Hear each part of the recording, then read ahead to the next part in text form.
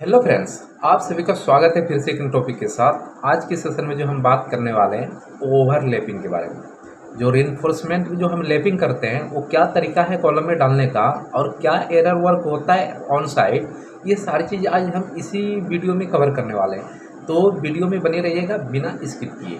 तो चलो शुरू करते हैं। सेशन में कुछ इस प्रकार से आप लोगों के सामने मैंने कुछ इमेज को पेश किया है। ऑन कैमरा मैंने खींच के लाया था और मैंने सोचा इस टॉपिक पे वीडियो बनाना चाहिए हमें, क्योंकि इसमें सबसे ज़्यादा जो लॉस होता है वो कॉन्ट्रैक्टर का नहीं होता है, वो होता है क्लाइंट का। क्योंकि सारे पैसे जो खर्च करने वाले होते हैं वो क्लाइंट होते हैं। कॉन्ट्रैक्टर अपना काम करके निकल जाता है, कॉन्ट्रैक्टर को पेमेंट भी मिल जाती है, सब चीज़ सही रहता है। कुछ दिन में कॉलम की साइड या दीवारों में क्रैक्स आना शुरू हो जाता है। तो इन चीज़ों से बचने के लिए ओवर रिइंफोर्समेंट जो हम कॉलम में करते हैं वो क्यों करते हैं, कितना रखना चाहिए, लैप जोन कहाँ होना चाहिए, सही पोजीशन क्या है लैप डालने का, यही सारी चीज़ हम इसी टॉपिक में कवर किया है। ठीक है, तो वीडियो में बने रहिएगा और पूरा वीडियो वॉच कीजिएगा। अगर आप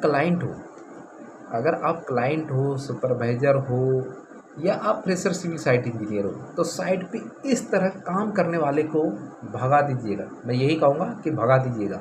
अगर क्लाइंट आप हो, आप अगर इस तरह आपके सामने कोई काम करता है तो समझ लीजिएगा आपकी घर की जो लाइफ होगी वो बिल्कुल ही कम होगी। जो घर 70 ईयर 50 ईयर की लॉन्ग लाइफ होगी तो आपकी 50% कम हो जाएगी यहाँ पे। क्यों? क्योंकि आपने कॉस्ट वही लगाया है, स्टील की कंपनी और ब्रांड वही डाला है, कंक्रीट भी आपने वही डाला है, सीमेंट भी आपने वही डाला है, हर चीज़ आपने कर चुका है। लेकिन यहाँ पे सिर्फ टेक्निकल नॉलेज की वजह से यहाँ पे सारे वर्क क्या हो रहा है, गलत हो रहा है। एक इमेजेस नहीं दिखाऊंगा, बहुत सारे इमेजेस आपको दिखाने वाला हूँ। यहाँ पे देख रहे हैं ये सरिया इसने बिल्कुल ठीक रखा है, ये भी ठीक कैसे है नहीं है हम अभी आउटपुट करके हम आपको एक मैं इमेज ड्रॉ करके दिखाऊंगा कहाँ पे कैसे होता है, राइट। लेकिन ये वाला जो बार हमने देखा है, ये वाला जो आपको बार दिख रहा है, रिइंफोर्समेंट दिख रहा है, ये बिल्कुल स्लैब जंक्शन पे छोड़ रखा है। इसमें लैब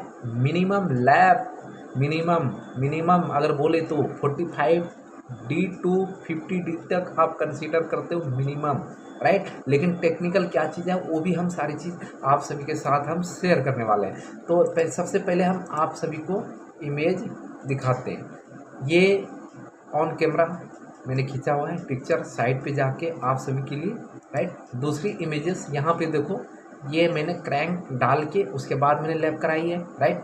उसी प्रकार से आपको ऑन साइड करानी है। लोग क्या करते हैं कि जो ज़्यादातर जो करते हैं ये आपको क्रैंक प्रोवाइड करके नहीं देता है, ये आपका बेंटअप बना के नहीं देगा। ठीक है, बेंटअप बना के नहीं देगा डायरेक्टली, क्योंकि जब हम लैप करते हैं एक बार दूसरे बार पे तो क्या होता है, वन बार टू अनदर बार क्या होता है, लोड ट्रांसफ़र कर देता है। मतलब एक दूसरे बार के ऊपर क्या कर रहा है, लोड को ट्रांसफ़र कर रहा है। तो ट्रांसफ़र करने का मतलब क्या है, ये प्रॉपर तरीके से ये होनी चाहिए आपका, जो आपका यहाँ पे इस प्रकार से आपका बेंटअप दिख रहा है। इसी प्रकार से ऑन साइड आपको बेंटअप डलवाना। और हाँ, ध्यान रखिए कि ये आपका आउटसाइड की बार है। ये वाला देखिए यहाँ पे जो छोटा बार है ये आउटसाइड की बार है, ये भी आउटसाइड की बार है। लैप हमेशा आउटसाइड वाली बार से नहीं, आउटसाइड की इन वाले फेस से होगा। अगर आउटसाइड वाले बार से दे दोगे तो आपकी कवरिंग में प्रॉब्लम आ जाएगा, कॉलम की साइज आपकी गलत हो जाएगी, राइट। तो ये आपकी दूसरी इमेज थे, राइट। ये आपकी दूसरी इमेज थी, ठीक है। फर्स्ट इमेज दिखाया। अब देखिए यहाँ पे सारे कॉन्ट्रैक्टर काम करने वाले हैं, बिल्कुल सही वर्क हुआ है, कोई दिक्कत नहीं है। लेकिन यहाँ पे इन्होंने यही गलती किया है कि कॉलम के टाइम जो लेंथ जो कैलकुलेशन करके कटनी जितना चाहिए उतना इसने नहीं काटा, उतना कटिंग नहीं किया इसने। कितना कटिंग किया, वही जो प्रॉब्लम अभी आपको मैंने दिखाया। ये देखिए यहाँ पे, राइट। ये देखिए यहाँ पे भी गलती किया। ये देखिए यहाँ पे भी मैंने बेल्टअप बार लगा के किया है। ऑन सोल्यूशन क्या है, ये देखो वेल्डिंग करा रहे हैं हम साइड पे, क्या करें, सोल्यूशन तो देना ही है, राइट। अब देखिए दूसरी चीज़, अब जो पर्पस है आपका लैब समझने का, जो छोटी पार्ट है यहाँ पे। अब देखिए लैब देने का जो सही तरीका है, ये वाला पार्ट को हम स्लैब जंक्शन करते हैं। ये वाले पार्ट को हम क्या करते हैं, स्लैब जंक्शन। स्लैब जंक्शन से मिनिमम 450 टू 500 mm को छोड़ देना है, और छोड़ने के बाद भी आपको 1 मीटर ऊपर रखना है। फिर उसमें आपको लैब कराना है, और लैब कराने के भी तरीका क्या, अल्टरनेटिव। अगर मैंने यहाँ पे ये सरिया इक्वल नहीं, ये एक सरिया अगर बराबर है तो एक सरिया की कम से कम 150 mm की डिफरेंस पे होनी चाहिए। मतलब एक बार, मतलब अल्टरनेटिव आपको बार करनी है। अगर किसी भी कॉलम में 10 सरिया है तो 5 सरिया आपका 6 इंची, कम से कम 6 इंची छोटा, 150 mm छोटा कटेगा, और 5 सरिया आपका बड़ा कटेगा। तभी तो ऊपर नीचे लैप होगा। कि एक बार अगर ये एक बार यहाँ से छोटा रहेगा, सपोज कीजिए, तो मैंने यहाँ से लैप प्रोवाइड किया, यहाँ पे क्रैंक बना के यहाँ से नीचे तक कर दिए, यहाँ पे लैपिंग कर दिया, राइट। और ये वाला छोटा रहता तो हम यहीं से प्रोवाइड करते। तो एक दूसरे के बीच क्या अल्टरनेटिव बना। अल्टरनेटिव जब बना एक दूसरे के बीच, तो वो सही तरीका। अगर आप एक ही लेवल पे सब स्टील को छोड़ देते हो तो आपका एक लेयर में हो जाएगा, और एक लेयर में होने का मतलब है कॉलम में बकलिंग होने की चांसेस होती है। क्या होता है, बकलिंग होने की चांसेस होता है, वो कोलैप्स हो सकता है, राइट।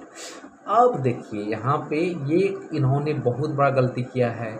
तो सल्यूशन क्या है, अब ऐसी कंडीशन पे सल्यूशन, हम सरिया भी नहीं डालवाइएगा भाई, इसको प्रॉपर तरीके से स्टील को बेंटअप करके स्टील को बेंटअप कैसे किया जाता है, एक बार मैं आप सभी को दिखा सकता हूँ कुछ इसके रेफरेंस से। देखिए, राइट, मैंने ये कलर चूज़ किया, देखिए, ठीक है, कुछ इस प्रकार से, और इसको मैंने ऐसे और ऐसे सीधा किया, और आपका नीचे वाली बार कुछ इस प्रकार से आ रहा है, यहाँ से ये कुछ इस प्रकार से आ रहा है, सॉरी, ठीक है। तो यहाँ पे ऐसे ही लैब का पोजीशन, यहाँ पे स्टील ऐसे ही हमको करानी है। और बहुत लोग क्या करते हैं, ऑन साइड ये नीचे से बार जा रही है, और जस्ट इसी के ऊपर प्लेन बार ही लाके छोड़ देता है, और बेंडिंग वायर से यहाँ पे बांध देता है। बिल्कुल ही गलत तरीका। आपको ऑन साइड कुछ इस प्रकार से ही करना है, कुछ इस प्रकार से ही करना है, ऐसे आना है, ऐसे बेंटअप करके नीचे की तरफ जाएगा, और यहाँ से जो नीचे वाली बार जो आपका कंप्लीट आ रहा, फिर यहाँ पे आपको ऐसे करना है। लेकिन यहाँ पे स्लैब जंक्शन पे कुछ इन्होंने छोड़ा नहीं है, तो इसीलिए हम क्या करेंगे, ऊपर से बार लाएंगे, इसी तरह बेंटअप करके यहाँ पे पहले तार से, बेंडिंग वायर से हमको बांध लेना है। बांधने के बाद आपको क्या करना है, इसमें बेल्डिंग क्या करना है, बेल्डिंग का दिखा देता आप सभी को।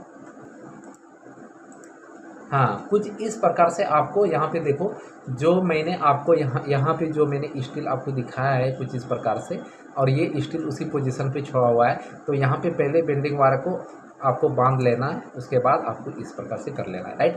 अब देखिए मेन सोल्यूशन क्या है, पेंट बार पे इसको सही तरीका क्या है डालने का, उसकी बातें कर लेते हैं। सपोज कीजिए मैंने पहले से कुछ आप सभी के लिए इमेजेस को, ये देखिए, ये जो ऊपर वाला जो पार्ट आपको लाइन दिख रहा है, हमारा जो ऊपर वाला लाइन दिख रहा है कुछ इस प्रकार से, ये वाला पार्ट जो दिख रहा है ब्लैक कलर का और ब्लैक कलर, ये फ्लोर फिनिश टू फ्लोर, ये मतलब कोई फ्लोर है हमारा। समझने वाले बात है कि जो स्लैब पे गलती करते हैं वो चीज़ मैंने यहाँ पे समझाने की पर्पज़ से इसको बनाया हुआ है। अब देखिए यहाँ पे क्या है कि ये वाला टॉप लेयर और ये वाला टॉप लेयर का floor finish to floor finish मैंने 10 फुट लिया है। अगर 10 फुट गुना 12 करते हो, क्योंकि 1 फुट में 12 इंची होता है, तो 12 गुना 10 करोगे 120 इंची आएगा। और जो लटक है ये 9 इंची है, और 6 इंची मोटी कंक्रीट है। टोटल यहाँ तक कितना डेप्थ बनता है हमारा, 15 इंची। 120 में 15 को अगर माइनस करेंगे तो आपके पास कितना बचता है, ये वाला पार्ट अंदर 105। मतलब बीम बॉटम से स्लैब की टॉप, मतलब इस स्लैब पे सपोज करो कि यहाँ पे मैं खड़ा हूँ, ठीक है, और यहाँ से यहाँ की जो ऊपर वाली जो छत डलने वाली है, जो हमारा जो बीम बॉटम है, वहाँ से 105 है। ये समझाने के पर्पज़ से मैं कर रहा हूँ, राइट। तो 105 इंची में से 3 से आपको भाग देना है। कितना से? 3 या आपको 4 से भाग देना है। ये दोनों कंडीशन होता है आपका, ठीक है। तो अगर सपोज करो कि 105, मैं यहाँ पे कैलसी भी पुट कर लेता हूँ ताकि आप सभी के लिए कोई प्रॉब्लम क्रिएट ना हो, राइट। तो 105 डिवाइडेड बाय अगर हम 3 करते हैं तो कितना है? 35 इंची। तो इसका मतलब है कि ये जो बॉटम लेयर से आपको यहाँ तक 35 इंची, कितना 35 इंची आपको क्या करना है? छोड़ देना है। उसी प्रकार से नीचे से जो क्राइटेरिया है इसको भी आपको क्या करना है? 35 इंची नीचे से आपको छोड़ के चलना है। कितना? क्या छोड़ के चलना है, ठीक है। ये वाला पार्ट आपका छूट जाएगा। ये स्लैब जंक्शन पे जो मैंने आपको स्लैब पे जो स्टील छोटा दिखा था वही चीज़ मैं बता रहा हूँ कि स्लैब से ऊपर कम से कम 35 इंची आपको छोड़ देना है। उसके बाद जो ये वाला जो पार्ट है इसके बीच में कहीं भी आप लैब को प्रोवाइड दे सकते हो। और कोशिश करें कि एक बार मतलब अल्टरनेटिव एक बार मतलब एक ही लेयर में सारे बार को एक साथ लैप नहीं कराना है। उससे क्या होगा? आपकी कॉलम बकलिंग हो सकता है, आपकी कॉलम टूट सकता है। क्योंकि जब भी हमारा सीधी सी बात है कि आपको यहाँ से 35 इंची यहाँ से 35 इंची छोड़ के ऊपर आपको 1 मीटर की लैप आपको करनी है। 1 मीटर की लैप आपको करनी है। कितना करना? 1 मीटर की लैप करनी है, ठीक है। कम से कम ये कंडीशन दिया। ऐसे तो ये वाला पार्ट में आपको लैप नहीं करना है, बिल्कुल इस वाले पार्ट में आपको लैप नहीं करना है। और इस वाले पार्ट में 35 इंच छोड़ के लैप नहीं करना। लैप डालने का पोजीशन यहाँ पे क्यों? बेंडिंग मोमेंट 0 होता है हमारा, इसलिए हम लोग इस वाले स्लैब पे हम ये कोशिश करते हैं कि यहाँ पे प्रोवाइड। अगर ऐसी कंडीशन पे ना हो तो फिर भी 35 इंची छोड़ना है और ऊपर 1 मीटर तक आपको लैप प्रोवाइड करनी है जगह। तो इस वाले पार्ट पे भी आप कर सकते हो लैप, राइट, ठीक है। क्योंकि स्टील में पता है वेस्टेज स्टील होता है, स्टील काफ़ी महंगी होती है, इसलिए ऐसी होती है, राइट। तो अब देखिए यहाँ पे मैंने जो सल्यूशन देना था मैंने दे दिया। आपको कमेंट सेक्शन में अगर किसी भी प्रकार के आपको समझ में ना आया हो तो आप कमेंट सेक्शन में कमेंट करके हमसे पूछ सकते हैं, संपर्क कर सकते हैं। और डिस्क्रिप्शन में मोबाइल नंबर भी हम डाल देते हैं, ईमेल आईडी भी डाल देते हैं। आप उन पर जीमेल कर सकते हैं हमें, या तो फिर आप हमें व्हाट्सएप कॉल करके आप सारी चीज़ को पूछ सकते हैं, राइट। मिलते हैं नेक्स्ट वीडियो में, तब तक के लिए बाय।